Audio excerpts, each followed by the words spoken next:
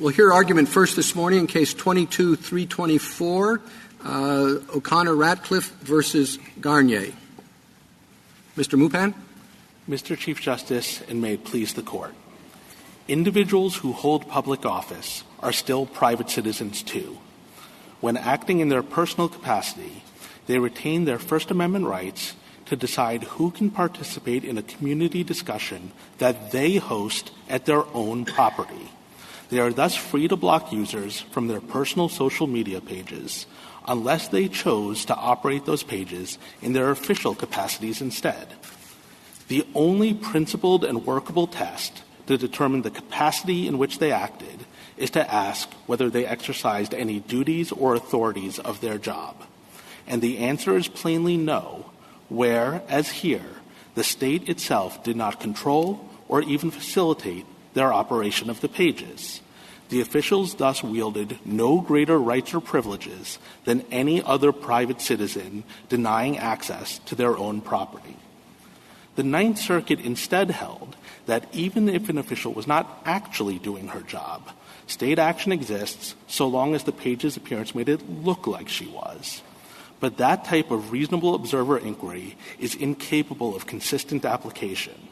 It is also fundamentally misguided because the official's power to block does not invoke the page's appearance at all.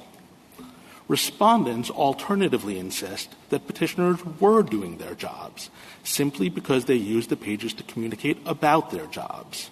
But that is the type of excessively broad job description this Court has repeatedly rejected. Because officials could operate such pages in either capacity, the state action test should require clear and objective evidence that is capable of differentiating between the two. That is essential to preserving the robust sphere of individual liberty the doctrine is meant to protect. I welcome this Court's questions. Counsel, if you had the exact same exchange here, but from an official site of the school board, would it make a difference? Yes, Your Honor, that would be state action because that would be exercising the power. Okay, so let's assume that the official has discretion to either the option to either do this on the school site or the school board site or on the personal computer. What's the difference in what the communication is? So in your first hypothetical, the power that's being wielded is the power to exclude someone from government property. Just like if it was a government building, the power to block someone from entering main justice is state action. In the actual case, what is happening is being excluded from private property, and the power to exclude someone from private property is private. Well, let's talk about that just briefly. What if you can access the site remotely from petitioner's computer at home, but it is the school board site, and it's not on government's computer? Well, the question is who controls the account, and in this case, it's undisputed that this is the account that belongs to petitioners in their individual capacity. It's an account that they created before they held office, and it's an account that they will continue to hold after they leave office. So, is this a site-by-site determination or a message-by-message? In other words, let's say you have, a site that's used every now and then for what you might characterize as official announcements, but the rest of the time it's, my child got a, blue ribbon or something like that. Do you say that, well, you look at each episode of blocking or whatever as governmental because they use it for governmental things from time to time? Or do you say, well, they blocked them for this? In other words, you go through the whole analysis with respect to each back and forth. So the specific conduct that's being challenged here is the blocking. And so the question is the blocking official action? In general, I think that that's going to be answered at a site-wide level. It's either a government account or it's a personal account. And that's true even if some of the speech could be viewed as official. So if, for example, a government official made an official announcement that at a campaign rally, the announcement, the speech, might be viewed as official in some sense, but that wouldn't convert the campaign rally into a government forum where there was a constitutional right to enter. Well, I'm not sure I followed the answer, but let's say what percentage of governmental blocking or back and forth do you have to have before you say, every blocking episode should be quickly characterized as state action? Well, so I don't think it turns on a percentage, Your Honor. In general, when a public official is using their personal property to engage in speech that they can engage in either capacity, the right way of thinking about that in general is that all of that speech is personal. Now, I concede that if all of that, all of the speech on that site? Yes. Okay. Because that is speech they can engage in either capacity. Now, I do agree that there are certain things that they could do on these pages that would be governmental and for which there was a right of access. So, for example, the SG's office used the example of doing notice and comment rulemaking on a social media page. That's, of course, inherently governmental, and if they're excluded from that, that would be state action. And I would agree that that would be true whether they use the page in general for notice and comment rulemaking or just once. But the question— Counsel, I'm having, because I think the Chief has asked a very important question. Let's break that down in examples, okay? Facebook is somewhat easier because people can be blocked from commenting, but they'll still have access to looking at the information, right?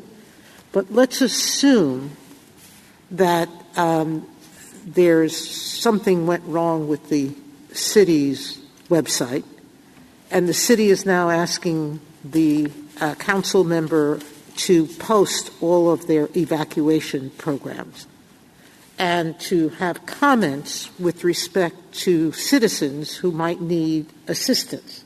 They've converted it into basically an official site. So how does your test deal with that? Because you said if it's mixed personal and business, then it remains personal. Well, so on that hypothetical, I would agree that would be state action. So the state would be responsible for any blocking that this individual had done of commenting people? Yes, but the critical reason why, and the why that follows from our test, is because in your hypothetical— By the way, is your test identical to the Sixth Circuit's duty and authority test or authority test? Or you use the words control or facilitate, which the Sixth Circuit didn't. So tell me what's the difference in what you're proposing. We think duty or authority is the right test. The hard question in these cases is figuring out whether you're exercising duty or authority. Control and facilitation is the way to figure that out, and that's the answer to your initial question. Well, the Sixth Circuit is much narrower. It defines duty as something stated by law. But frankly, in my experience, there's a lot of customary actions that are not defined by law but are expected of government officials, like telling the mayor to post this information. Right. So, nobody writes that in law, but— Right. So we don't dispute that point, and I don't think the Sixth Circuit does either. But the critical point— Oh, it does. It defines this much more narrowly. Your Honor, if they do, we don't agree with that. But okay.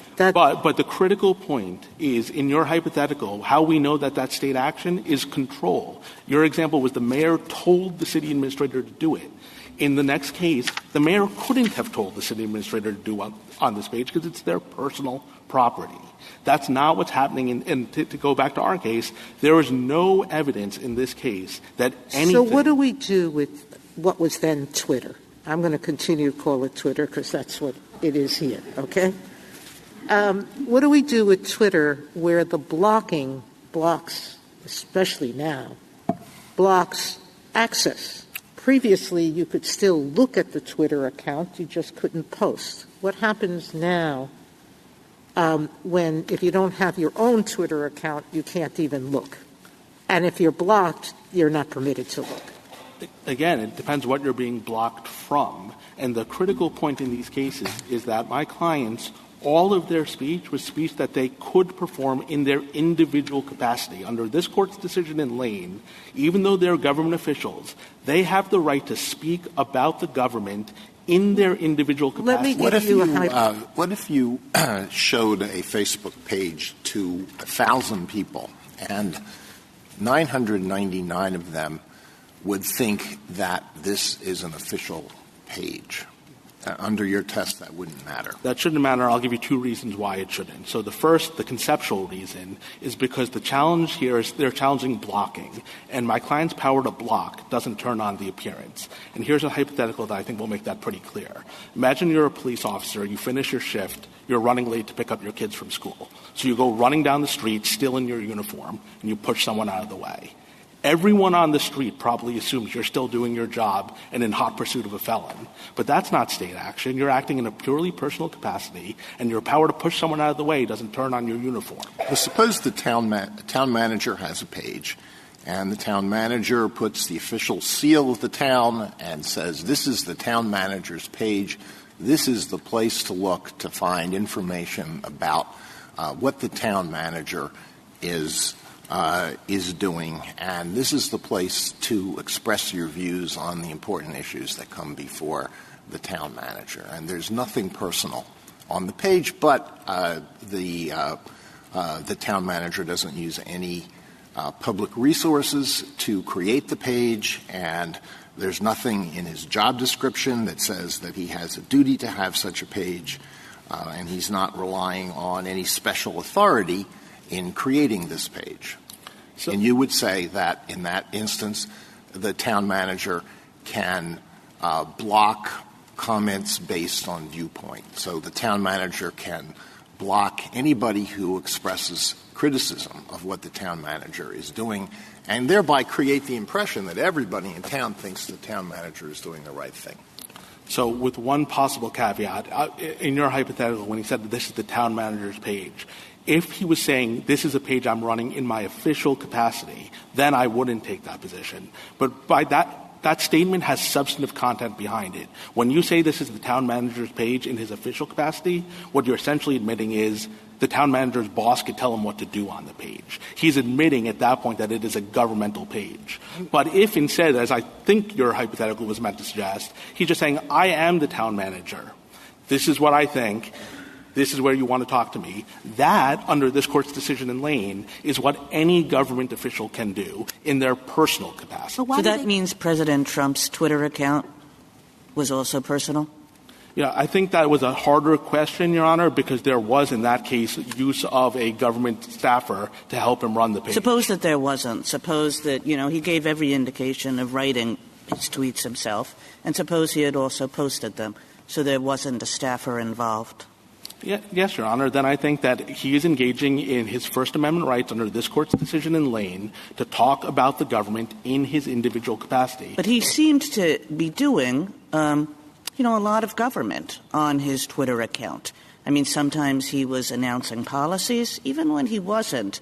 I mean, I don't think a citizen would be able to really understand the Trump presidency, if you will, without any access to all the things that the president said on that account. It was an important part of how he wielded his authority. And to cut a citizen off from that is to cut a citizen off from part of the way that government works. So a couple of things about that, Your Honor. The first is President Trump could have done exactly the same thing from Mar-a-Lago or a campaign rally. If he gave every one of those speeches at his personal residence, it wouldn't somehow convert his residence into government property. And in terms of people being cut off from it, people don't have a right to access other people's personal property. The blocking here doesn't turn on... It seems a little bit, to focus on the wrong end of the stick, if you will. I mean, the fact that it was his personal property seems neither here nor there. If really he was doing government on it and wielding his authority on it and announcing policy on it, and it was part of the way government operated. Well, so here's why I don't think that's quite right, Your Honor. Imagine he had put on his page a clear disclaimer. This is my page that I'm using in my personal capacity to talk about the government. This is not an official page. Every single word on that Twitter account could have been the same. Right, but why shouldn't we require that then, if you're right? In other words, it seems to me the problem that we're having is, even if we agree with you that government officials can operate in their personal capacity and in their official capacity, why should they get to choose whether or not they're doing one or the other without, say, making a clear disclaimer or making it clear to people that this is actually happening in their personal capacity? So I'll give you two reasons, one conceptual and one practical. The conceptual reason is because the First Amendment generally doesn't compel speech. It generally protects against compelled speech. Yeah, but you can't have it both ways. I mean, to the extent that we know and we agree with you that the person can operate in one or the other, I don't understand why it would necessarily be a compulsion to have them do so clearly. So because what is basically being said is if everyone agrees my clients could have said this in their individual capacity and had First Amendment rights to do so, but they will lose those rights unless they put up a disclaimer, that is basically saying... No, I'm not saying they'll lose the right? You can go down road A or road B. You have the freedom to do that. The question in this case is how do we know which you have chosen? Right, and so the disclaimer is essentially a condition that is being required to go down row A rather than row B. That is an odd thing to say that the First Amendment of its own force compels. Let me also give you a practical reason why this is the right way to think about it. You're setting up a trap for the unwary. There are lots of government officials in this country. They're probably not all going to read this court's decision. And if you adopt a rule that the only way they can exercise their rights under Halleck to exclude people from their personal property is to include a disclaimer, some of those people aren't going to do it, and they're going to lose their First Amendment rights. And that's the exact opposite of how the First Amendment normally works. This court normally adopts presumptions and rules that protect the First Amendment. That's set up prophylactic boundaries to ensure that you don't inadvertently lose your rights. Well, this is a case where there are First Amendment interests on both sides. I mean, just as there may be First Amendment interests in protecting the private speech of government employees, there are also First Amendment interests in enabling citizens to access the important parts of their government. Right, but that's what makes these cases hard, is that there are First Amendment interests all over the place. Well, but the difficulty is, as Justice Jackson said, it is entirely in my client's control whether these pages are used in their individual capacity or their official capacity. So whatever First Amendment interest is on the other side, it's extraordinarily weak, because all we have to do is put up a disclaimer and their right completely evaporates. So on the one hand, you'd be adopting a rule that every government official in this country runs the risk of inadvertently losing control over their property because they didn't put up a disclaimer. On the other hand, you have a disclaimer, their clients are still blocked, and everything else happens exactly the same. Thank you, counsel. Justice Thomas? Justice Alito? Is the act that is at issue in this case what the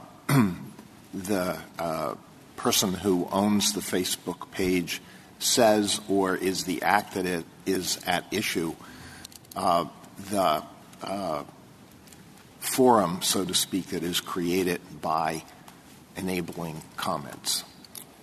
The act that's being challenged is the blocking from the page. So it's the forum, so to speak. Well, the specific act that's being challenged is being blocked from the page. How you characterize the page, whether you view it as a forum or not, is partly an underlying merits question. Well, no, it could be a private forum. It could be some sort of a public forum. Sure. And the First Amendment issues on the other side are the free speech issues of the people who are blocked.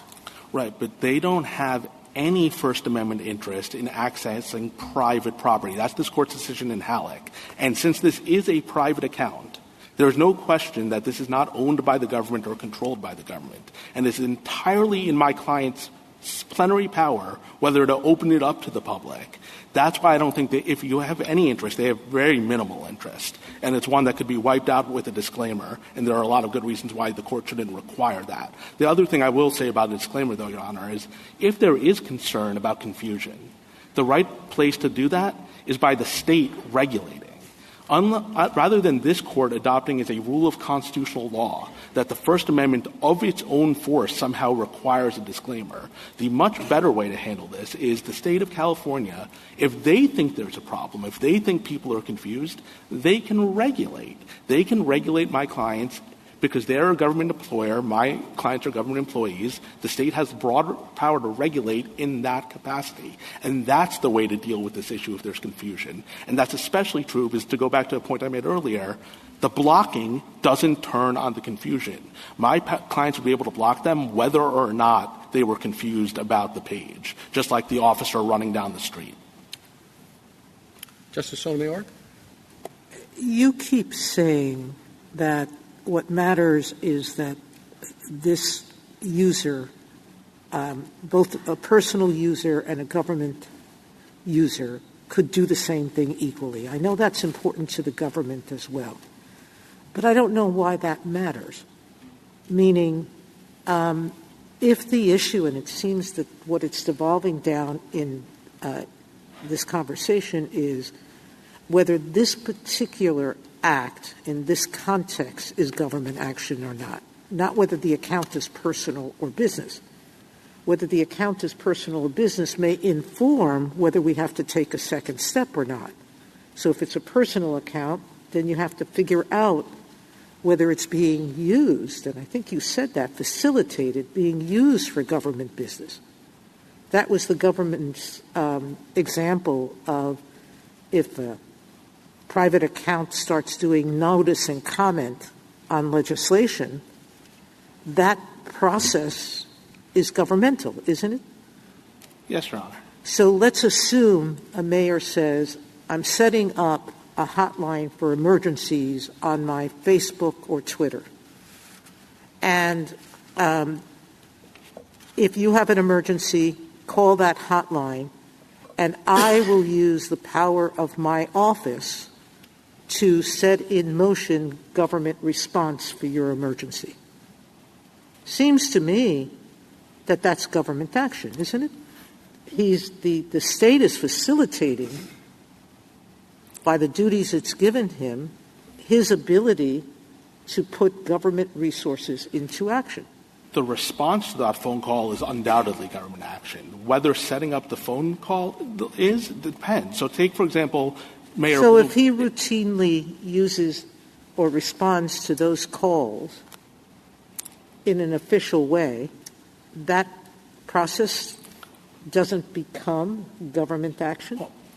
He could exclude Muslims, Jews, whoever he wanted to exclude, blacks, whatever, women, because that's a social account?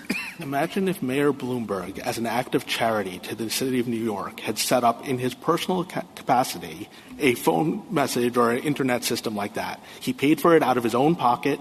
No government resources were used for it. No one in the state of New York could tell him how to run that because it was his own personal phone exchange. That would be personal capacity action. But why isn't that account facilitating his duties as a mayor? He's using it to now put the resources of the government to use as mayor. No, he, like any other private citizen, is helping people contact the government.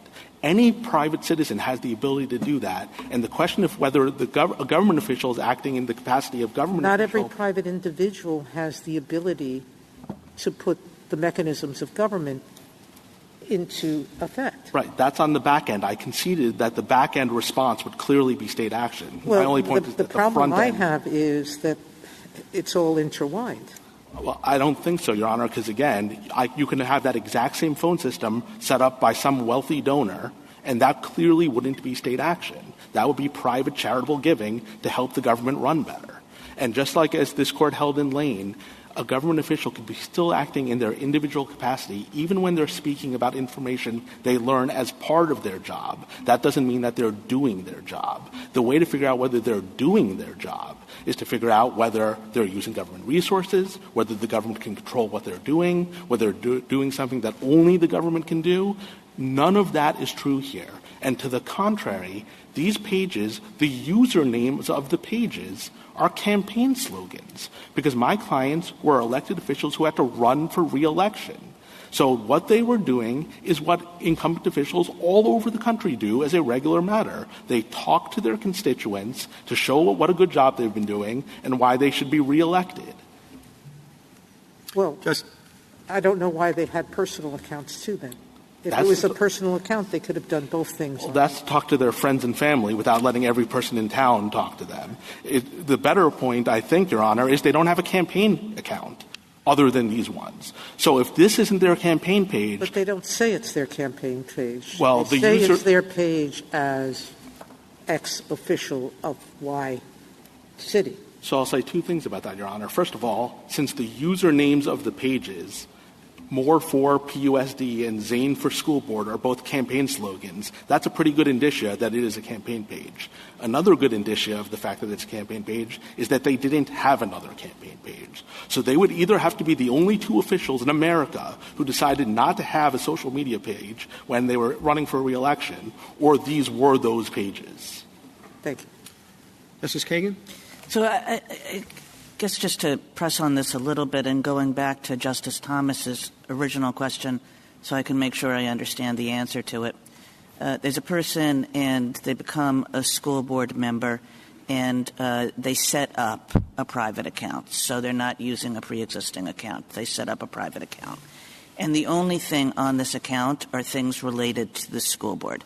So it has, we're having a meeting, the agenda, the resolutions, the meeting times, the minutes, job postings, official reports, whatever, all school board business. And there's also some commentary. The board would like to know what you think about this. I would like to know what you think about this. So please come to the meeting. And indeed, please give your comments to me on this page about what you think of agenda item number 3 at our next meeting. And that's the content of the page. State action or not? No state action, because that is speech that an individual could do in their private capacity, and there's no objective evidence, not through any resources or anything else, that they're being done through control. Everything you just said could happen in my client's backyard. Everything you just said could happen if my clients went to church and asked their fellow congregants, hey, I have a difficult issue coming up next week. What do you think I should do? And when you say the control, I guess, there are some officials where there's a kind of line of command. But, a school board member, well, they're a school board member. They are the control. Why do you need somebody insisting on the content? Well, they are the state. Well, so they are state officials, but they could be acting in either capacity. And the reason control matters is it's a way of disentangling the two. If your boss can tell you what to do, then we know you're acting as an official. If your boss can't tell you what to do, if when the boss tells you what to do, that's subject to First Amendment balancing, then we know you're acting as in a personal capacity. I think it's clearer in the next case where it's the city administrator who has a boss, who's got a mayor. Now, you're right that in my case, the school board officials, there's limited oversight above them. But that's just a matter of positive state law. Imagine if state of California had a czar of official web pages. All California official web pages are regulated by the czar. He says, put up the state motto, do this, that, and the other thing, and don't do these other things. No one would think that that guy could tell my clients what to do on these pages. Thank you. Justice Gorsuch? Just curious, on your side of the V, in both cases, we have a profusion of possible tests to choose among. You've offered one, the Solicitor General's offered another, the Sixth Circuit has a slight variance. You've now had time to stew on this case for a number of months and think about it. What's your best advice for us on your side of the V, what test you'd propose? So I continue to think that the best test is that to look to duties and authorities and to say that if there's neither the exercise of duty nor authority, that's not state action. That's all you need to do to resolve this case. Now, that raises the further question of, well, how do you know whether there are duties and authorities? At that point, we're not talking about a test. We're talking about how to implement the test. And I think the things that the court should be looking at are objective indicia that are capable of disentangling the two capacities. So things like the use of resources, the exercise of supervision, the exercise of exclusive duties, those are things that will help you figure out, is this actually exercising duties and authorities of your office? Or is it instead exercising your First Amendment rights under Lane to talk about the government, but not as the government? And how does that test interact with Griffin, in your view? So in Griffin, the officer was exercising the authorities of his office. He was a deputy sheriff, he was wearing a badge, and he arrested someone as the deputy sheriff. So that's an authority case that is in your scheme. And the counter example is the hypothetical I gave earlier. A police officer in full uniform, runs down the street, pushes someone out of the way, but he's doing it to pick up his kid, that may look like he's doing his job, but he's not doing his job and he's not invoking his power. That would not be state action. There's no lower court that would find state action in a case like that. Lower courts have rejected state action in much closer cases than that. Thank you. Justice Kavanaugh? Just to press a little bit on how you would apply the test. So I'm assuming that the information that would be posted is not also posted on a government site. So it's only posted on the personal site. This picks up a little bit on some of Justice Kagan's hypotheticals. But suppose the city manager on the personal site says, we have new recycling rules. You have to use a blue bin, has to be at the curb, will be picked up on Wednesdays. If you have any questions, contact me. That's only on the personal site, not on the official site. Is that state action? There might well be an argument there because in that point, I assume that there is a duty as a state official to announce the rules, right? People need to know what the rules are. Okay, and so that's very important. I'm going to stop you there because when you described how to implement the test in response to Justice Gorsuch, you said resources, supervision, exclusive duties. So this is really important, I think, because a lot of what local officials do is announce rules. Is announcing rules state action? Not in and of itself. Okay, well, we got to – you said right. The local officials around the country need guidance. That is definitely true. I agree with you. So announcing rules is part of what they do. They need a clear answer. What's the answer? I think the clear answer is if this is the only place they are announcing that rule, then that's going to be state action. Okay, so announcing can't park on the even-numbered side of the street during snowstorms, that's the same. But importantly, the start of your question. If it's only. Right. Yeah, no, I'm assuming. It's perfectly fine to announce it officially and then amplify that message on your personal. So a lot of this will depend on whether it's reposting or exclusive posting, I think. I agree. On the announcing of rules. Okay. Yeah. What about notices, announcing notices? Okay, it's snowing, schools are closed tomorrow, and it's only on the personal site.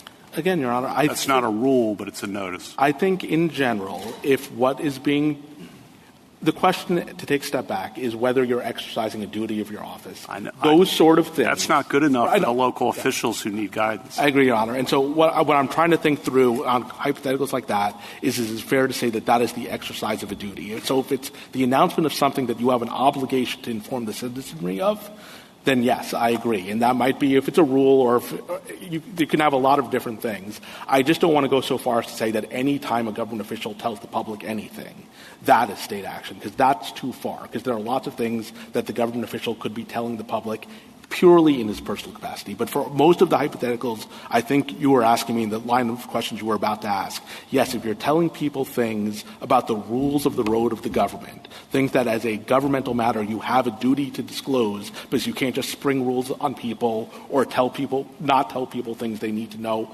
in their official capacity, then if that's the only place you announce that is your government account, then I assume that that's likely going to be a very strong indicia that you're using the account for government purposes. If I could say one last personal account, you meant. Sorry, personal account. Yeah. The one way of knowing that is if in those hypotheticals, almost certainly your boss could tell you what to do in there. Right? Well, you are the boss, to get back to the, I think, Justice Kagan's point. So in this case, yes, not in the next case. In the next case, the mayor is the boss. Last one, just reminders. Reminder about there have been a lot of thefts and burglaries in the neighborhood. Lock your cars if you're going away for a few days.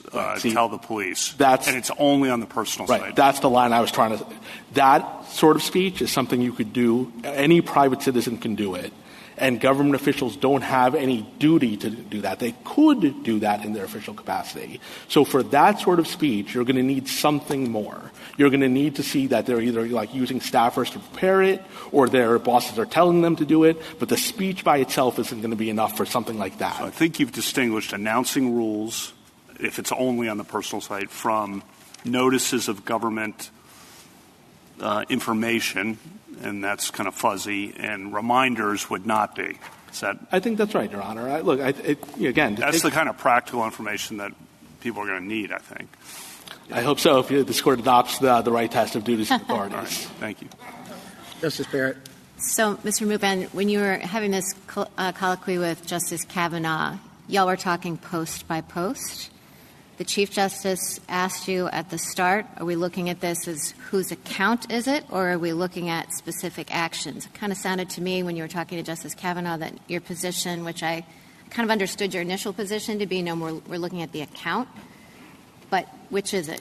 So I think it's true that you're looking at the account and the blocking, but as I told the Chief Justice at the very end of our colloquy and now with Justice Kavanaugh, if you use the account, even in part for what is an exclusive governmental duty to give notice to the public or engage with the public, I agree at that point it's going to be state action. The reason why I think it's important to think about this at the account level is there's a lot of speech that might be viewed as official, but isn't an official duty to provide information to people in like the hypotheticals Justice Kavanaugh was asking me. And so a way of differentiating the two. Announcing, for example, that I'm going to sign a bill, announcing I'm going to appoint a judge. Those sort of things are things you could do even if you view those as official in some sense. That doesn't mean that you're using the property where you make that speech in an official capacity. You can engage in that type of speech at a campaign rally, at a church, in your backyard. So we are kind of looking post by post, I think.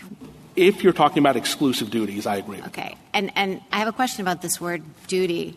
So what is the point of talking about both duty and authority? Because it seems to me that duty, and this kind of runs throughout the brief, sometimes it's described as obligations. You described it just now as an exclusive government duty, a requirement that appears sometimes in the briefs. But sometimes there are things you have the authority to do as a government official that you're not required or obligated to do. So it seems to me that if you have the authority to do them, something that you have a duty to do is just a subset of authority. So why are we talking about duty? So, look, I think you're right that duties and authorities in some sense are flip sides of the same coin in general, and that you can have exercises of authority that are permissive but not required. So I agree with all that. I think authority does add something beyond duty. I think what it's helpful most for is things like the use of staffing, the use of resources, things like that don't really directly go to the question of is it duty but it is the wielding of authority. Now, that sort of thing is relevant for two reasons. One, it's good evidence that you're wielding a duty or authority if you're using government resources or staffing. And two, it's possible that at least in some cases, the mere use of those resources alone could be state action. See, I guess I just think using the word authority, I get, and then in the Sixth Circuit case, that's what the opinion seems to be. That's the that's the value of authority, I think, in the Sixth Circuit opinion. But it just seems to me like a weird way to describe it. I think of it more as evidence, right? Yeah. Am I losing a whole lot if I don't want to use the word duty and if I just say authority? Maybe that would pick up some of that stuff that you're talking about anyway? I don't think you're losing a lot. I think you could frame it either way. As I said, I think they are flip sides of the same coin. Okay, you were talking a lot about property, which is the government's focus. So you've articulated the test. As Justice Gorsuch said, we have lots of articulations on offer on your side of the V. What is the difference? What's the daylight between the government's position and your position? Their focus on is this private property that the public official is inviting you onto, the test that they propose versus the authority, duty, control test that you do. So I don't actually think there's any daylight between our positions, though you can ask my friend. They've obviously emphasized property as sort of this initial gating mechanism, whereas we view the fact that it's private property as quite relevant to determining are you exercising duties or authorities of your office. But at the end of the day, I think the cases all sort of cash out the same way. Whether you apply our framework or theirs, you essentially end up in a spot where if you're using a private account and you're not exercising an exclusive governmental function and you're not using government resources and the government can't control it, then you should understand that to be acting in your personal capacity, because people have the right as government officials to talk about their jobs in their personal capacity. And you should assume that when they do that on their own personal property, they're acting in their personal capacity. Okay, last question. At the beginning of your argument, you referred to unless someone is choosing to use their Facebook account, Twitter account, whatever, in their official capacity. And Justice Kagan's questions were getting to some of this. I think it's very difficult when you have an official who can in some sense define his own authority. So I think for a governor or, President Trump, it's a harder call than someone like a police officer who's a subordinate. Or I could, my law clerk could just start posting things and say this is the official business of the Barrett Chambers, right? And that wouldn't be okay. But if, that wouldn't be okay. If, Governor Newsom decides to do it, he has the authority to define the scope of his authority. I would have thought in your client's context, they don't actually have full-ranging authority just as board members, right? Unless the board said, we've taken a vote and you are the one who's our communications person. You are the point person on communications. Then you would look at a source of authority. But if in that context, I guess it just kind of depends official by official. I guess I'm not understanding in your specific for your client why there would be an argument even. It seemed like you were conceding a little bit and talking to Justice Kavanaugh about official announcements and that sort of thing. Would that be true for your clients? Yes. I think if my clients, if, for example, there was a slush fund at the board to, use money for doing your job, and my clients use that money to, buy a Facebook account or use advertising on Facebook, I don't think my clients would be acting in an ultra-virus fashion, and I think that would be exercising state action. Now, I do agree with you, Your Honor, that on the control piece of using control as evidence of whether it's governmental or not, it becomes harder the higher up you go in the chain because it's harder to identify a superior who can tell you what to do. But even take, for example, the governor of California.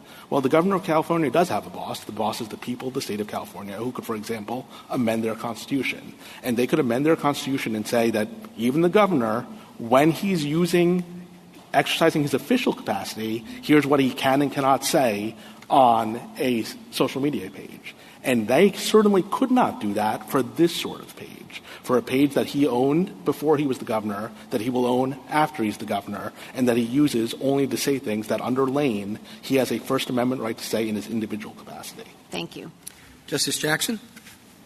So I guess I'm still not clear why the onus isn't on the government official to be clear about the capacity in which they're operating.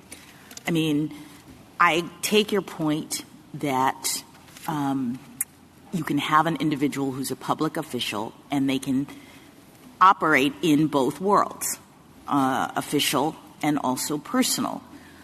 But to the extent that we're having a problem, or at least I'm having a problem, it's because we can't identify whether this particular action is occurring in one world rather than the other.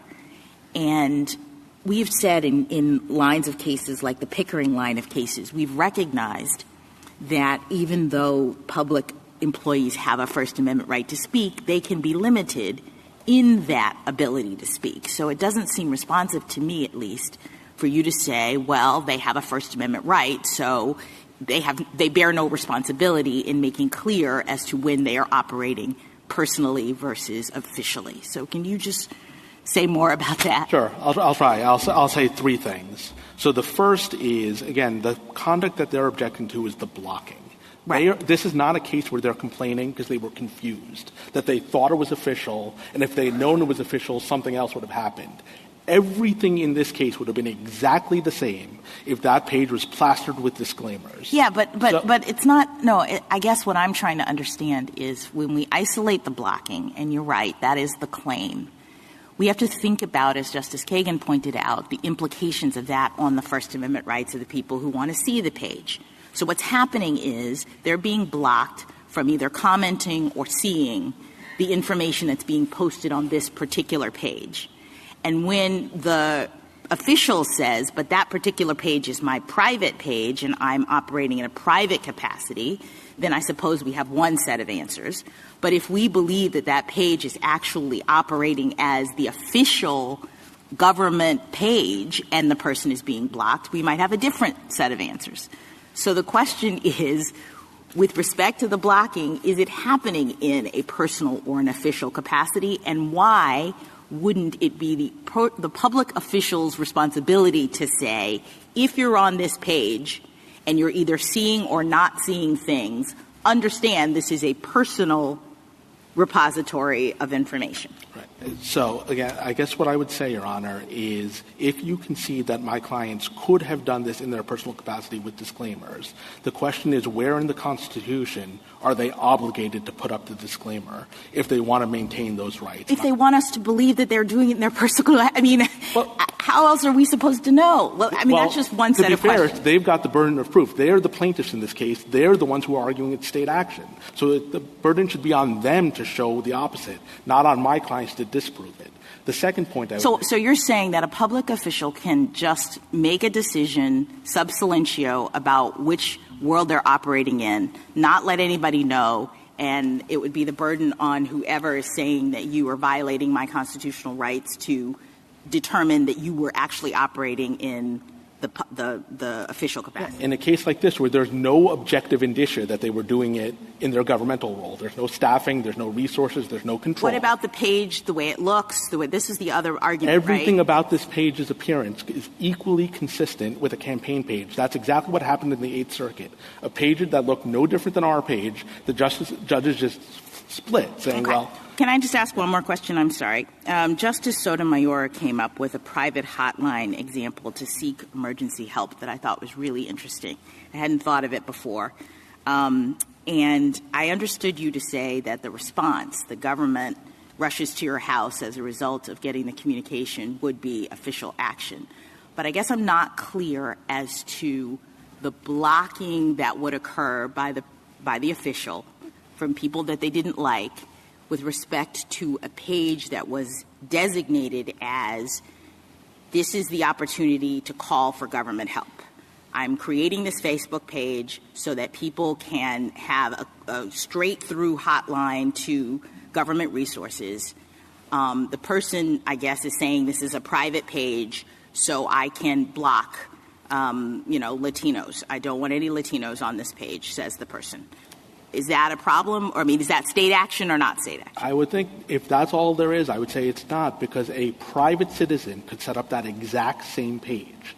This is a page to get you access to government But resources. if they did, wouldn't that implicate all of the lines of cases where we talk about or we think about whether or not a private citizen is actually acting in a way that's fairly attributable to the state? I mean, we don't just stop at saying, a private citizen. I don't think any of those tests would be met. The one about joint action between the private party and the state, the Brentwood Academy line where you're looking at, is this facilitating a state service, you think would not apply? I don't think, again, if a purely private citizen, just think, a wealthy person in the city said, I want to make it more easy for people to call and get access to government things, and sets up a page like that. That's not joint action. He's acting wholly independent of the government. All right. Thank you.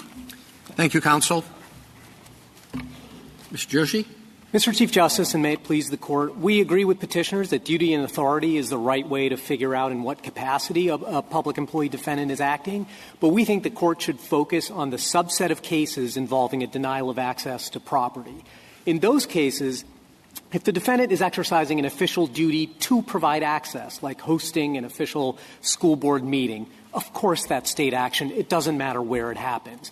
But for other kinds of duties, and most important, where it's ambiguous, where it's the kind of thing a private citizen could do, but also within a broad description of the official's responsibilities, there we think the nature of the property should be all but dispositive. So if the defendant denies access to government property, probably state action. If the defendant denies access to her own personal property, she's probably acting in her capacity as a private property owner, not as an agent of the state. And that framework, especially insofar as it provides a default rule for hard cases, we think is more consistent with the purposes of the state action doctrine, will resolve these cases today and others like them, and will avoid the need for this Court to set forth a one-size-fits-all broader duty and authority test of broader applicability. Welcome the Court's questions, but happy to talk about it. What exactly is the property? The contract talks about terms of services, I guess. I'm not a Facebook person, but I assume they would not consider the service property. So what exactly is the property? Well, I think the property, it's a form of virtual property, but it is the account. You can post speech on there. You can have conversations on there. You can open it up to everyone or just to friends. It is a form of virtual property. It's like a virtual – I hate to use the word forum because that term is sort of overloaded in this context, but it's a virtual forum of sorts. It's no different from, say, a hotel that offers its ballrooms for rent to people, and you might sign a contract and have terms of service. But when you take that hotel, you have a certain degree of control. You have one of the sticks in the bundle of property sticks, and you can choose who gets invited, what you do there. This is just a virtual space of the same sort. So would you just follow up? Do you think that you have to take into consideration the role of the provider, Facebook, too, since they can also evict you from this room that you're in or this account? Yeah, so not in these cases, and I agree that there are some really difficult questions as to the extent of ownership and control over this virtual property as between Facebook and Twitter and petitioners in this case. But what should be undisputed and is undisputed is that the Poway Unified School District has absolutely no ownership or control over these pages, and that's the relevant question for the state action question in these cases. What if, what if something that looks an awful lot like an official event, but is not labeled as such, is held on private property? I think the question in these cases is the constitutional one of state action. This Court has often said the Constitution deals with substance, not shadows. And I think these sorts of appearances are the kind of shadows that shouldn't matter to the substantive question of whether, to use petitioner's test, it is an actual official duty and authority being exercised on that property. And I think this Court has rejected to the extent Your Honor is invoking reasonable observer kind of test, this Court has rejected it in a variety of contexts, most recently in the Coach Kennedy case. I mean, I think maybe to a reasonable observer, a lot of people would have thought that that coach was acting in his official capacity, but the Court didn't rely on reasonable observers, at least as it saw the facts. It said, we're going to delve into the facts and figure out exactly. Let's say in a small town, the population is bitterly divided over an issue. Let's say it's whether they're going to close down their elementary school and send the children to another school 25 miles away to save money. And the mayor is in favor of closing down the school. So the mayor holds a meeting on public property, and everybody can go and express their views. And after that meeting, the mayor says, well, that didn't go well. There was an awful lot of opposition expressed to this. Let's have another meeting. And this time we're going to have it on my farm, and I'm going to post people at the entrance, and we're going to exclude the people who spoke vociferously and articulately against my proposal. Is that allowed? So if I understand and the mayor's not running for re-election. He's term limited, so this is not a campaign event. So if I understand it, and if I can assume that when he does it on his farm, he's not using any government resources, right. The security guards are paid out of his own pocket, totally fine, I think. Again, and then let me further assume that the vote of the people on this farm meeting is not somehow conclusive. They don't actually have the authority. He's just taking their views into account. It's no different than elected officials anywhere or government officials anywhere who choose to speak only to Republicans or only to Democrats in order to get views on what they ought to do when they exercise their official duties. No one thinks that that's state action. And I understand you can think of a lot of odious behavior by government officials being discriminatory in whom they speak to and whom they listen to. But at the end of the day, the Constitution does not prohibit even odious behavior by private citizens. And I want to return here now to a point that Mr. Mupan said, which I really do think is maybe one of the most important points in this case, which is that a lot of the scare hypotheticals that the other side gives about public officials behaving badly, if you narrow the state action doctrine, can be taken care of by their government employers or by the state through statutes. The government as employer has much greater leeway to regulate than government as sovereign. And so this Court has decided a number of cases in which government employees acting in their private capacities can nevertheless be regulated by their employers. And so if you're worried that there's not a code of conduct for government officials and how they comport themselves in their personal private capacities, such a code of conduct is better if it comes from the government employer. Mr. Counsel, the questions that Justice Kavanaugh was asking Mr. Mupon, do you agree with Mr. Mupon's answers to all those questions? Announcements of rules, policies, what have you? Yeah, I think that's basically right. If the duty is to provide access, so if there is a duty to say you must promulgate this information or notice and comment, for example, which means you must. No. I mean, it's not like there's a duty that says you have to announce the road closures. They're just, you're in charge of road closures and you think it would be a good idea if citizens knew about them. So you're announcing the road closures on your site. Yeah, and if there's not a specific duty to announce the road closure, which is, I gather is what you're saying, then if you choose to do it on your own site, that's exactly the sort of thing where we think the nature of the property. Okay, that's not Mr. Mupon's answer. Mr. Mupon said that as long as there wasn't a government site where the road closures were being announced, that would be state action. If there's a duty to announce those, I took, as you framed it. It's not a duty to announce. You're in charge of road closures, and you think it would be a very good idea if people understood where the road closures were.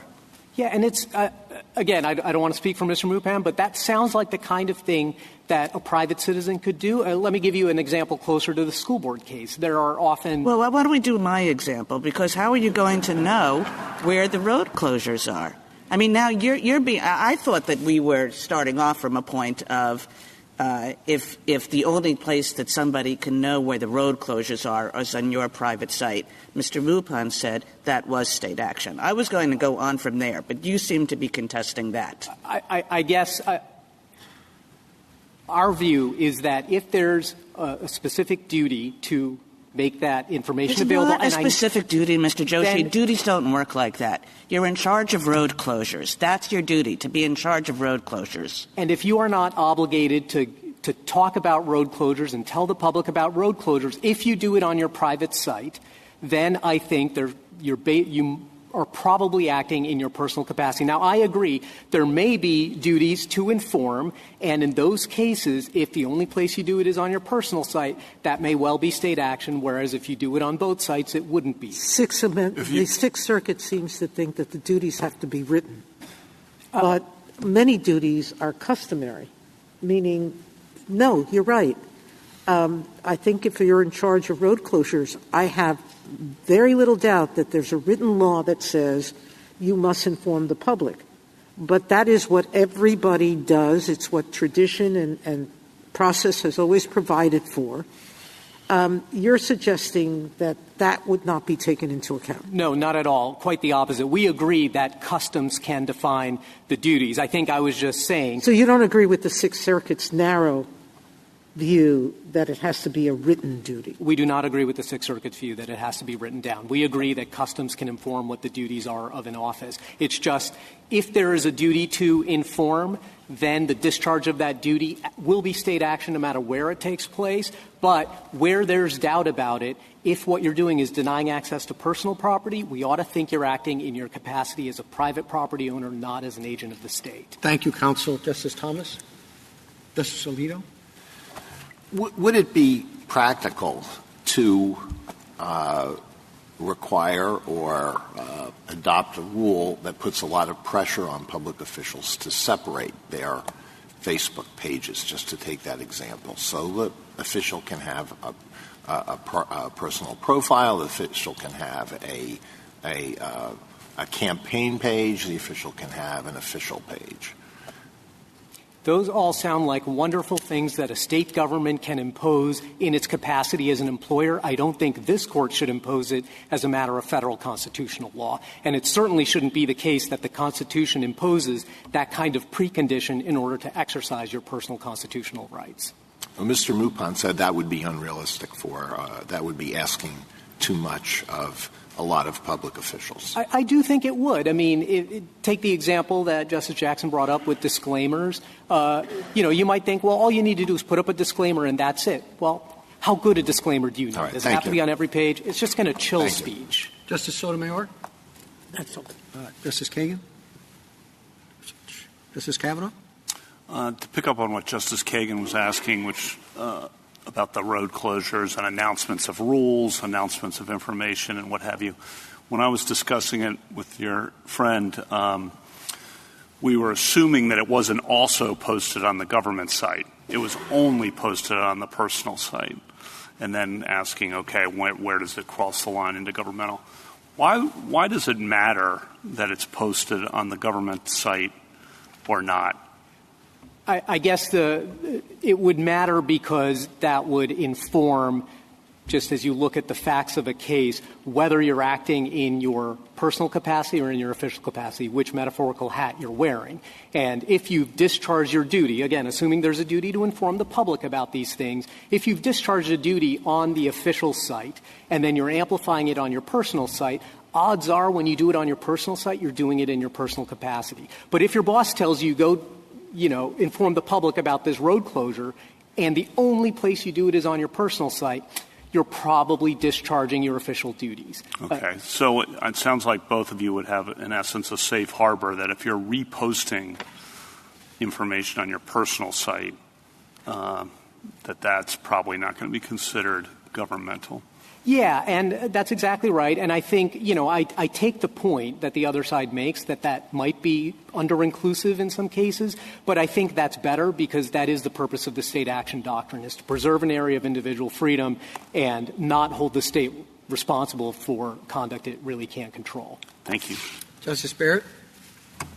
So going to Justice Kagan's questions about announcements, et cetera, if individual posts on a personal site can ever be state action because you have a duty to make announcements, is that a situation in which your property framework where the presumption is just defeated because it's a personal account in which you sometimes used for official purposes? That's right. As I mentioned at the outset, if the official duty or authority you're exercising is one that requires access, like notice and comment or an official school board meeting where the public can speak, then yes, that's state action no matter where you do it, and your blocking of someone from accessing that particular action is going to be state action no matter where it occurs. But the word duty is important to you. So I asked Mr. Mupan about duty and authority. You're really leaning on duty, and it seemed in your interchange with Justice Kagan that you saw a difference between duty and authority.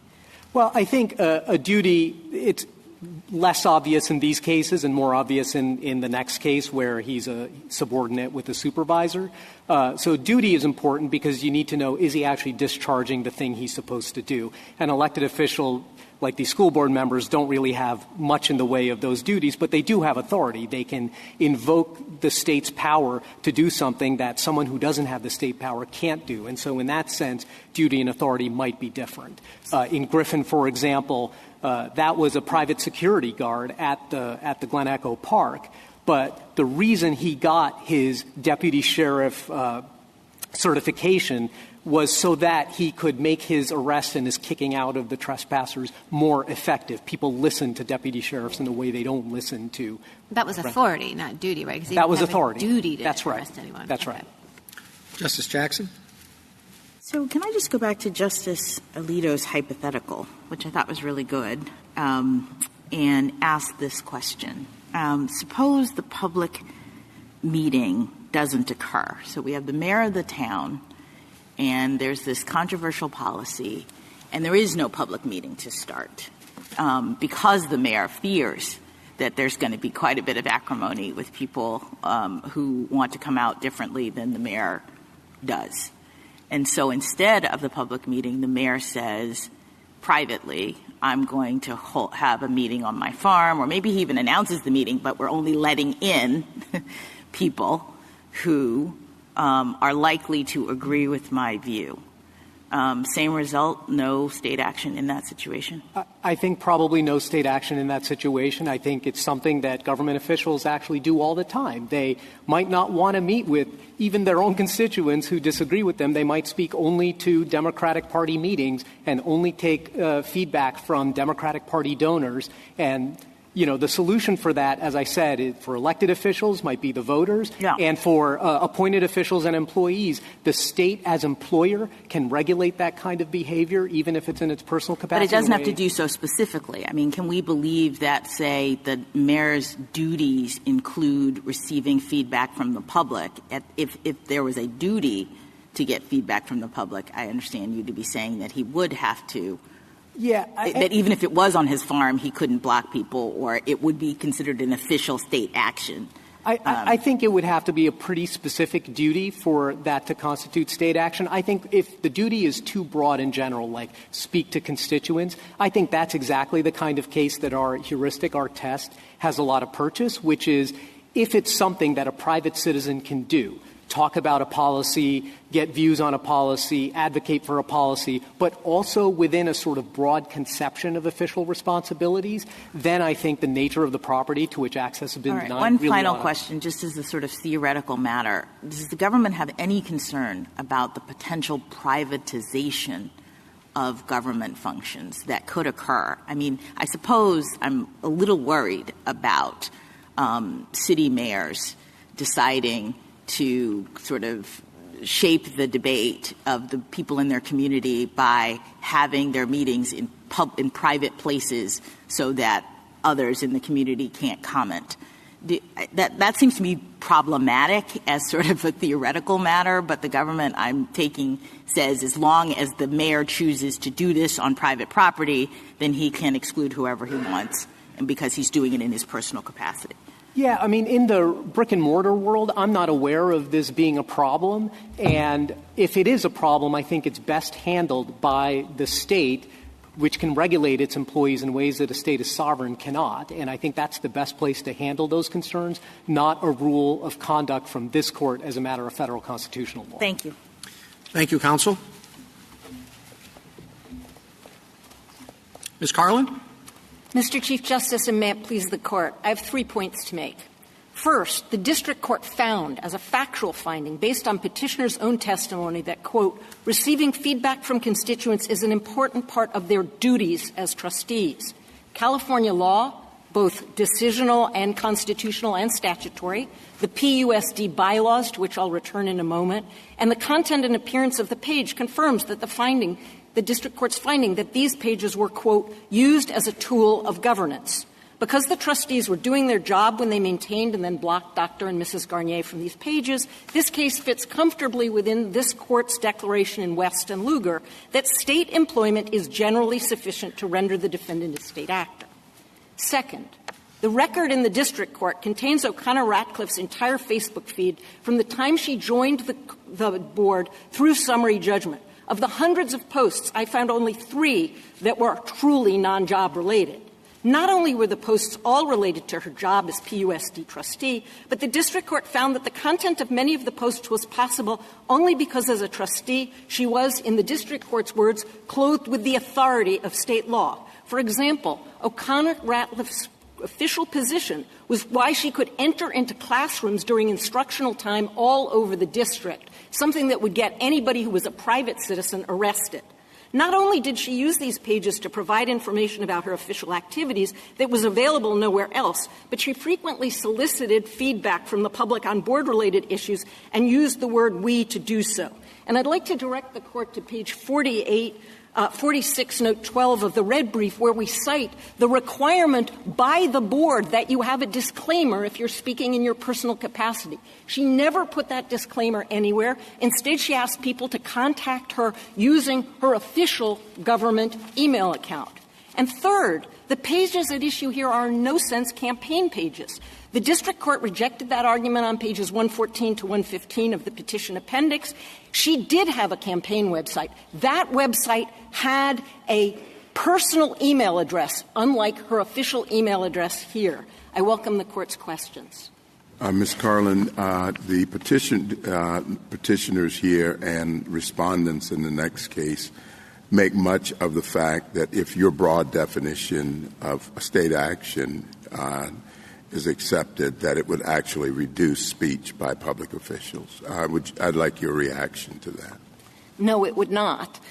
no one has challenged the speech that was on these pages at all. If they're speaking as government officials, they have both the government's own protections. So, for example, there are a number of protections that go to government officials when they speak in their official capacity. Plus, they still have all of the First Amendment rights as a backup. And I think it's really important to note here that all we're talking about is the state action issue. And the idea that government officials are not going to want to talk about their jobs at all if you tell them it's state action just seems to me to be illusory. But I'm not sure about that. I mean, if it's characterized as a state action, governmental site, then wouldn't anything they say be categorized as governmental speech on which the government could take a particular political, social, whatever view? Well, I think that it's actually perhaps a little more complicated than that, Mr. Chief Justice, because these are elected officials, and part of their duty is to talk about certain issues. And I think if the government told them they're simply not allowed to talk about their position on what the board is taking or the like, that itself would violate at least the California Constitution and arguably the federal Constitution. Well, but just to make sure I understand, we're characterizing a particular site as whether it's governmental, a source of governmental authority, operated as a governmental duty, or private. Now, if it's private, the people talking on it can say what they want. Their speech won't be limited. If it's governmental speech, they have to do what the government tells them to do on that site. Well, I think the one thing that they do have to do, and I think this is fair, and there were a number of questions of the folks representing the petitioners here, they do have to have a disclaimer here to say this is a personal site. They did not have this disclaimer. Ms. O'Connor-Ratcliffe instead says, if you want to contact me on my official government email account, which she's not allowed to use for personal or political purposes. Your test is whether government officials are doing their jobs, right? That's the starting point, and it creates what I would say is a kind of rebuttable assumption that when a government official's doing her job, she is a state actor. All right. So the mayor is in the grocery store and is repeatedly approached by constituents. And the mayor really doesn't want to be bothered, but listens to supporters and people who are sympathetic to the mayor's program, but with somebody who is a known opponent approaches the mayor says, look, please call my office. Is the mayor doing his job when he's doing that? I think the answer to that question, which is, I think, different than the answer I would give in our case, is that when they are clearly off duty, that is, pushing the shopping cart down the aisle, arguably they're not doing their job. But when they create an ongoing site, like the site here, they maintain a forum, if you will, in which people can comment and people can talk to each other. They're not just talking to the mayor. Then, yes, that would be state action. I mean, elected officials have told me they're always on call. They're always doing their job. They're always being approached by constituents. But if they say they're doing their job, then yes, I would say the starting point is they're state actors. Now, can they say, I don't want to talk to you right now, the ice cream is melting? Of course they can, because that's not violating somebody's First Amendment rights. But if they're discriminating on the basis of viewpoint and they're doing their job, then there's a problem, right? Arguably, yes.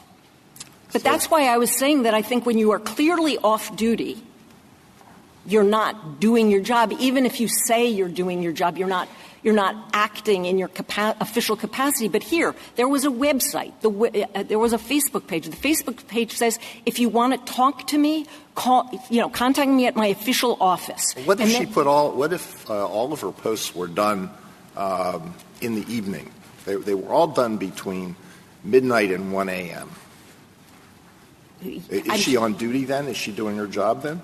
Yes, in the same way that if you stay up till midnight and you're reading briefs at home, you're doing your job, you're under color of law. Nobody has a First Amendment right to come into your house, but of course you're a state actor. Could we go back to what you said about disclaimers? Would a disclaimer turn this immediately into private action? No, but it would be a much harder case for my clients to win. Why no? Well, because you could say on the top of your website, this is my personal website, but then be operating it as a tool of governance. Yes, so that's my if it's the same content and if you, in fact, are operating it as a tool of governance, but you have a disclaimer saying that you're not, that this is just you as a person. Well, I'm not sure that the Court wants to have a magic words test for state action.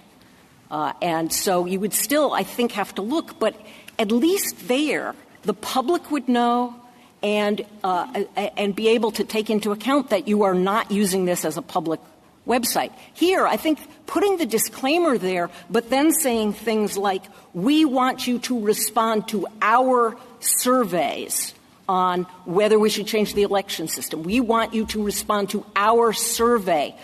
We are working hard. She's not using I. And if you compare this to her campaign website, which is a website, not a Facebook page, there she uses I. Here she uses we. And honestly, as Mark Twain said, the only people who should use we in the singular are royalty and people with tapeworms.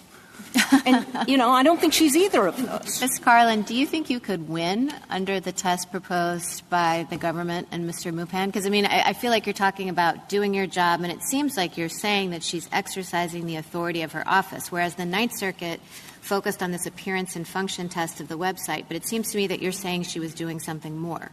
I think we obviously win under the Ninth Circuit test, sure. But I think we win even under the Sixth Circuit test because of the duty. And if you want me to tick through the different places where in state law and board rules and that's the like. Okay, because that was in your brief. So yeah. But that's what made me think that you're saying it doesn't really matter. You would win under that test because sure.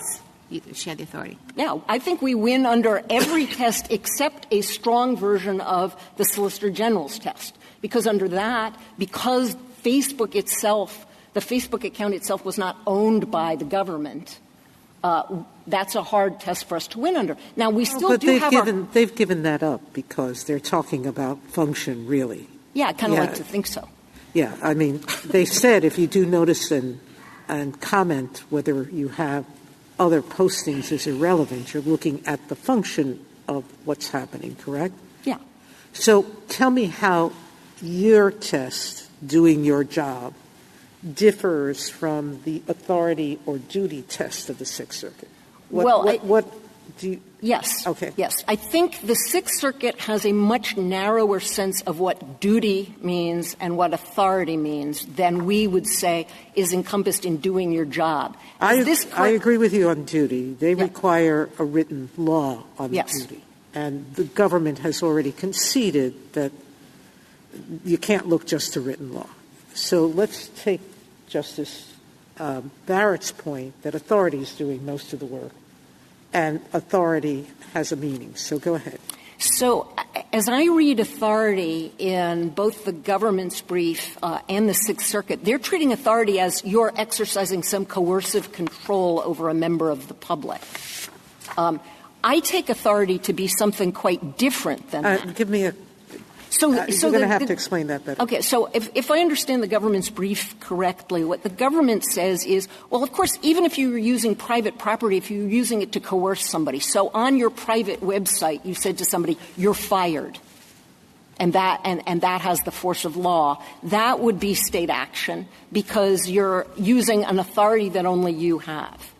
Right? I as a private citizen. They admit that notice and comment would not be coercing someone. So. No, but I take it what they're talking about there is a particular kind of authority. Now, some of the posts here are because of her authority as a state actor. The modal post on the site, I would say, the thing that is most common on the site is that she goes and visits a classroom with the superintendent or with a principal during instructional time. The only reason she can ask to do that, the only reason she has the power to do that is because of her official capacity. No person could do that. No member of the public could do that. And presumably that's not put on the official site, whatever that means. No. It exists only on this site. As far as we know, the only place that you could go to find out about her So basically your argument is that it facilitates. Her government authority facilitates her doing a government function and permits her to video it and put it on the site. Yeah, I'm not sure how many videos there are, but yes, she has reports of them. But just if I could get you to say that in one bit, if you said, the right way to think about duty and authority, if you want to use those words, is what?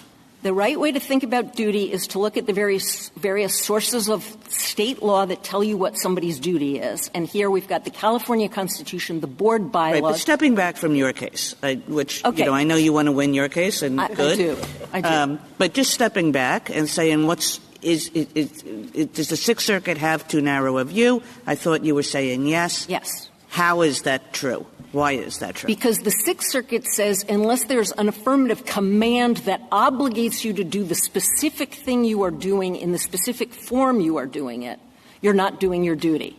And we think that duty has a much broader conception. And I want to be clear. Which is what?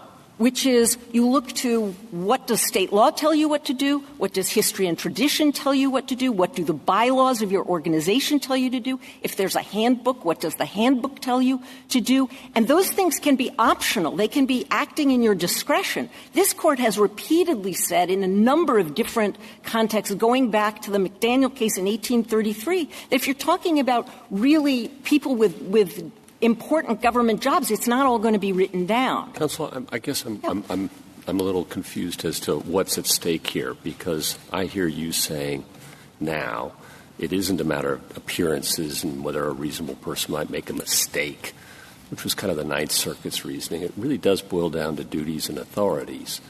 And you're positing that those duties and authorities include, beyond what's in a handbook, and must take account of custom. But I had understood the Solicitor General to say exactly the same thing. So are we coalescing around a test that everybody more or less agrees on?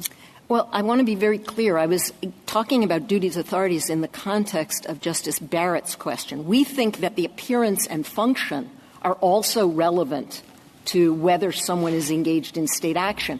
I took her question to be, if you take the Sixth Circuit's verbiage, do you win the case? I'm asking, what's wrong with something like that? Is there a problem with it? I mean, it seems I think, this discussion does seem like it's coalesced around an understanding of duties and authorities, and there's some discussion about how capacious that has to be, but really the discussion seems to me like you and the Solicitor General are on all fours. Here's the one thing that what am I missing? Here's the one thing that worries me there, and it goes back to this Court's decision in Home Telephone and Telegraph in 1912, but also involves Monroe against Pape, which is lots of time people do things that they're forbidden to do in the course of their job, and they are nonetheless acting under color of law. Sure.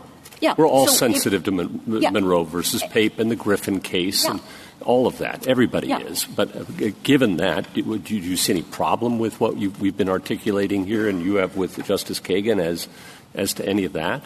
I have no problems with the things I've said so far. I just think it's more capacious than just that in trying to figure out whether someone is acting as a state actor. When you start with someone who's a government official, and I think it's really important to remember that this Court has had in its entire history, as far as I can tell, about 3 or 4 cases where the question was whether a government official was a state actor.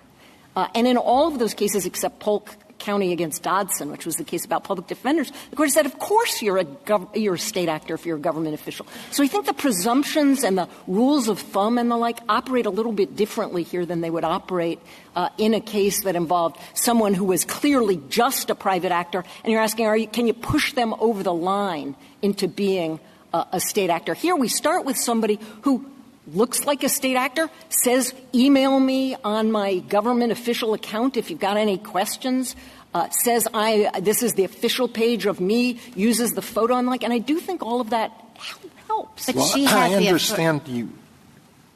I understand you want to win your case, as you said to Justice Kagan, but we have to be concerned about the test. Now, I understand you to have said that you would define duty to include custom, a well-established custom, and is it not a well-established custom for any elected public official to inform constituents about what he or she is doing? So if that's how you understand duty, then are you not saying that anything that an elected public official, let's leave it at that, tells constituents about what that person is doing constitutes state action? I think the starting point is, yes, they could rebut that. For example, talking, at Thanksgiving dinner, somebody says, pass the gravy, and you say, and I also passed a bill last month. Yes, that would be private. Whereas when you set up, and this is what the Ninth Circuit says on page 28A of the PEDAP, is the state action here is maintaining an ongoing site for the exchange of information. Well, I understand that, but what I'm getting from this is that you have taken the Sixth Circuit's test and the petitioner's test, and you have broadened it by defining duty so broadly. And maybe this is right, but you have made it into a very broad test, a very inclusive test. I think if you want to use the words that the Sixth Circuit used as your guidance, you have to broaden, and our case would clearly fall on the side of the let me go back to your wording Yeah. and ask you to finish this sentence for me. Yeah. A public official is doing his or her job when, if you look at state law and you look at the bylaws, they presuppose that they will engage in precisely the kind of action that you're challenging.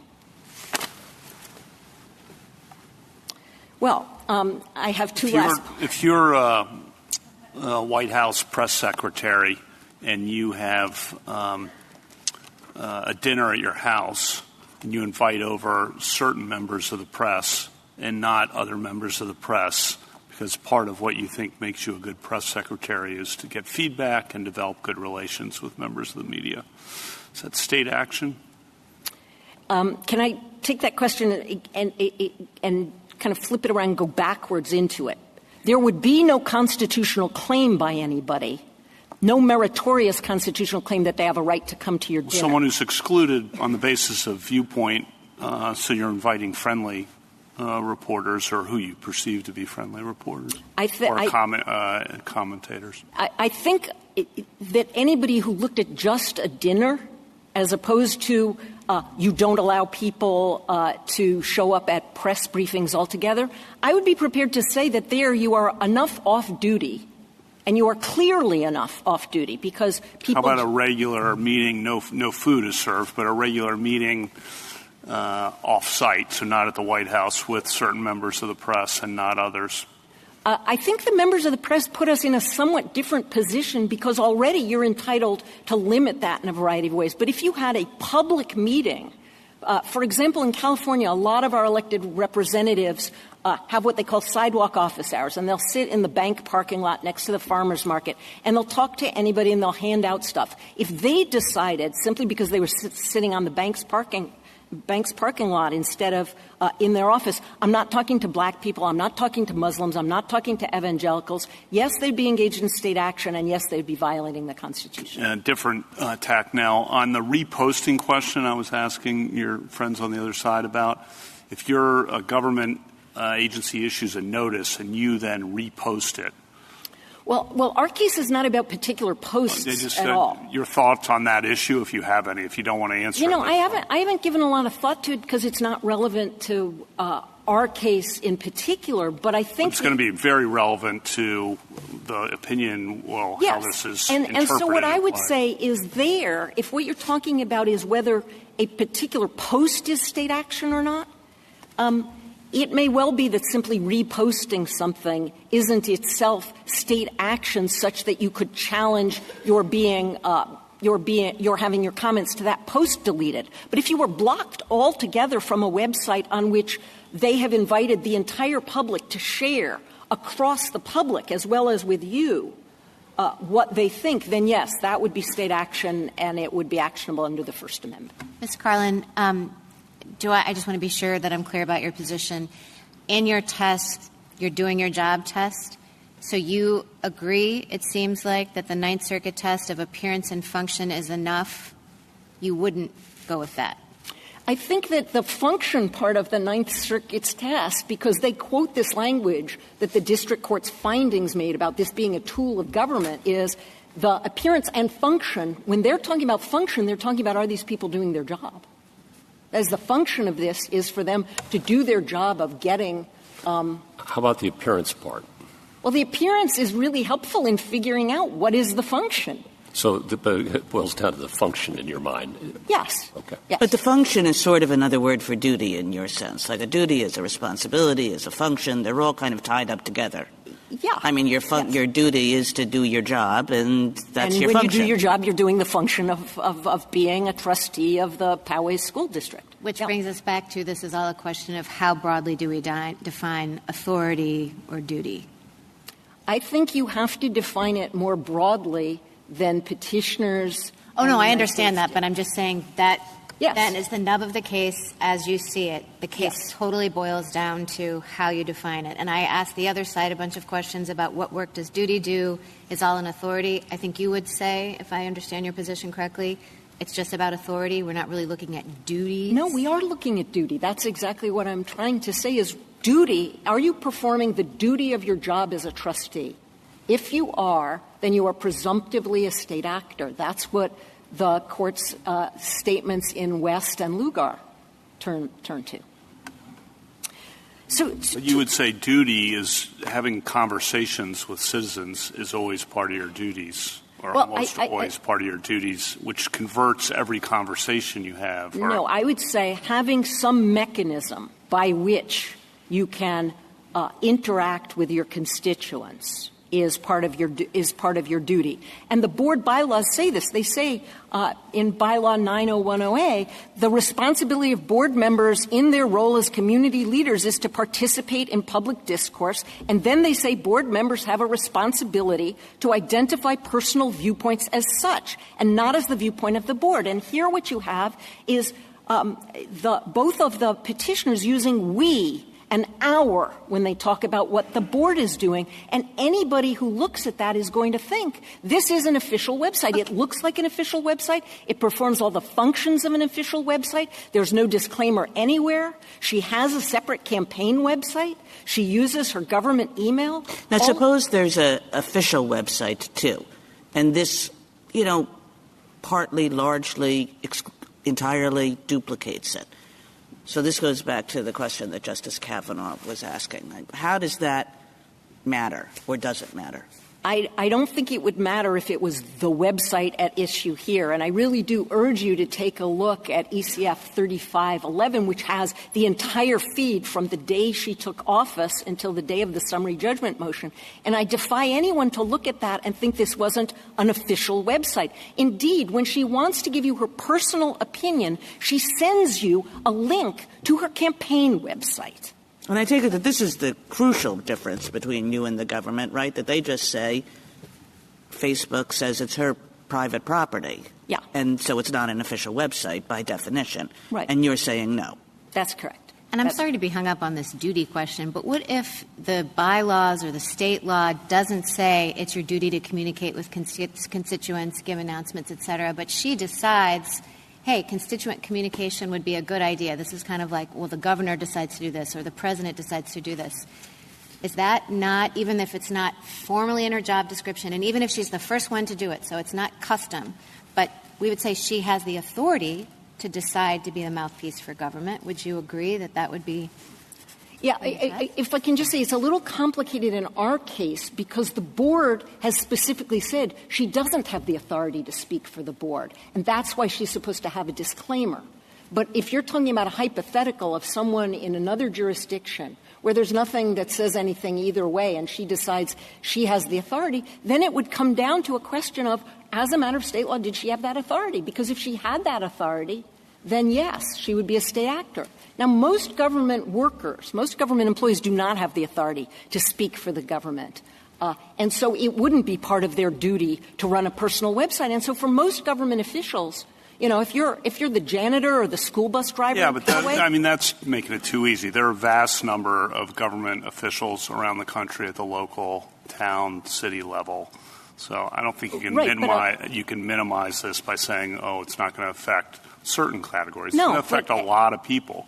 But at the very least, the other side says here, at the very least, if the state wants to tell you not to do this, they can do that. And the answer here is the Poway School District told her not to do this, told her not to have a website that looked as if she was speaking officially. And this website did exactly that. Just on the custom question to follow up on Justice Barrett, it's usually, I think, as you're describing it, going to be part of the custom of most of these jobs that are elected officials or appointed officials who have some authority to communicate with constituents. I don't think that that's necessarily true at all. When wouldn't it be true? It will be true for elected officials. It will be true for some government officials. But let me give you a hypothetical that I think will illustrate this. So if a public school teacher in Poway had a website that was communicating with the parents of children in her class, that would clearly be state action. And I think that would be true regardless of what she called the website. If she then also wanted to talk about things like whether the board should be elected at large or by districts, which was a big issue here, or she wanted to talk about whether the schools were being mismanaged, which is something that for a while there was a real problem, that would be her speaking in her personal capacity, because that wouldn't be coming from her job and her duties as a school teacher. So just to kind of wrap up, I think— Do you think this is a little bit anticipates the next case, if there were also some personal things on this site, how far does that take you? Can you dilute the site and turn it into non-state action by putting up your kids' pictures? I don't think one picture of your children turns something into not a state website. Here, I really do think if you look at this website, you will find one picture of her children on Christmas, one picture of her children at some school-related event, one picture of her grandfather on Veterans Day, and nothing else that is personal, that is clearly personal, as opposed to coming out of her job.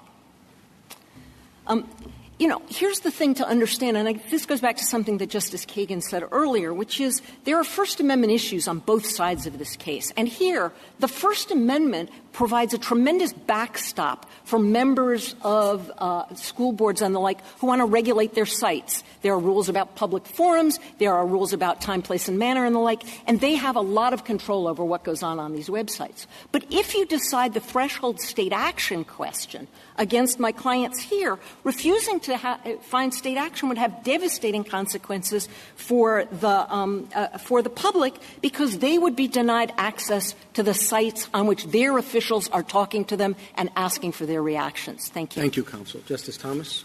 Justice Alito? Justice Sotomayor? In some ways, you've complicated things. I'm sorry. No, really. Because what we're being asked to find is whether the state was acting when these government officials turned off these sites. So we're being asked to hold the state responsible for ultra-virus activities, because these officials were told specifically, you're telling us now, don't do this, and they did it anyway.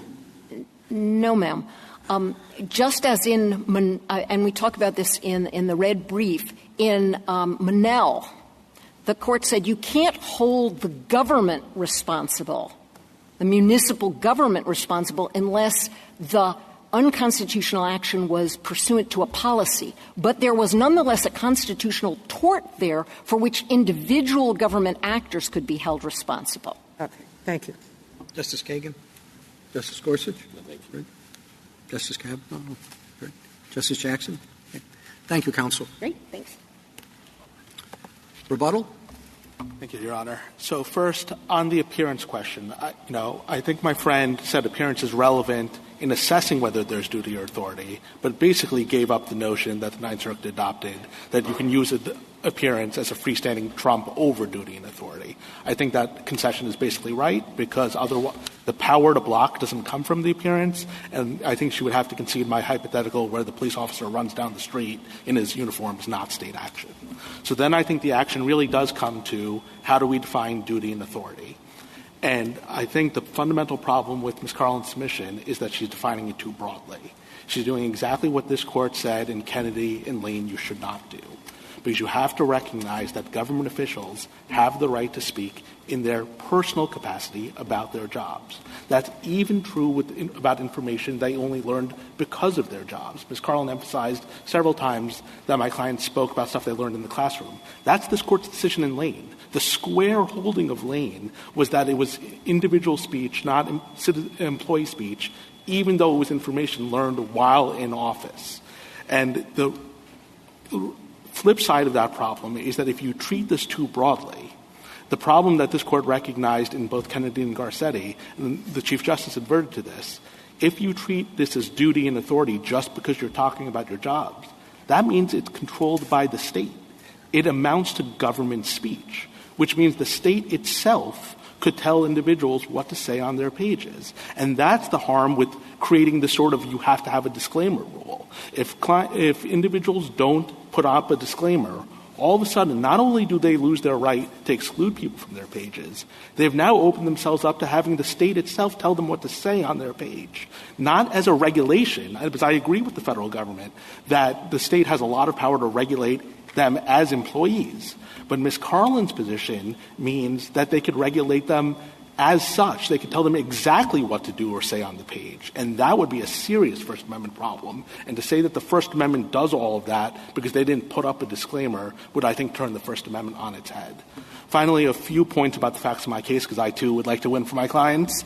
So the first point I'll make is that this is laid out in our reply brief. If you look through the citations to the record, the only duty that my clients had to interact with the public was at their board meetings, which they complied with, and no one was ever blocked from that. Everything else is the same sort of overbroad, it's your duty to talk to people that would cover campaign rallies, talking to your neighbors at church, the stuff that cannot possibly be viewed as governmental unless you swallow individual First Amendment rights.